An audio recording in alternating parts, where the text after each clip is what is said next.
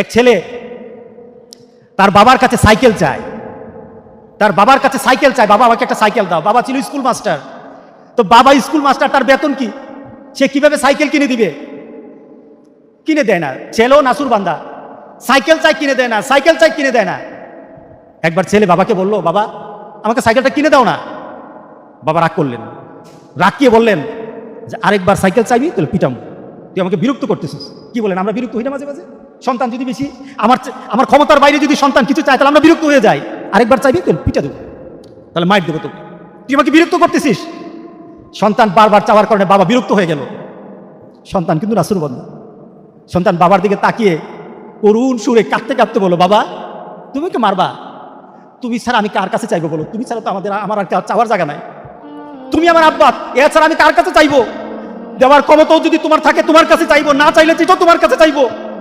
আমি কার কাছে চাইবো বলো? তুমি আমাকে ফিরিয়ে দিবে, কিন্তু আমি ফিরিয়ে দিলে দিতে পারো, কিন্তু আমি কার কাছে চাইবো? আমার তো তুমি ছাড়া কেউই নাই। বাবার সাথে সাথে ছেলেটাকে বুকের মধ্যে আঁকড়িয়ে ধরলেন। বাবা তুই আমাকে এমন একটা কথা শোনালি, যা তোকে আগামীকাল সাইকেল কিনে দেবো। সুবহানাল্লাহ, সুবহানাল্লাহ। তার মানে কি? ছেলে তার বাবার হৃদয়ে টাচ করেছে।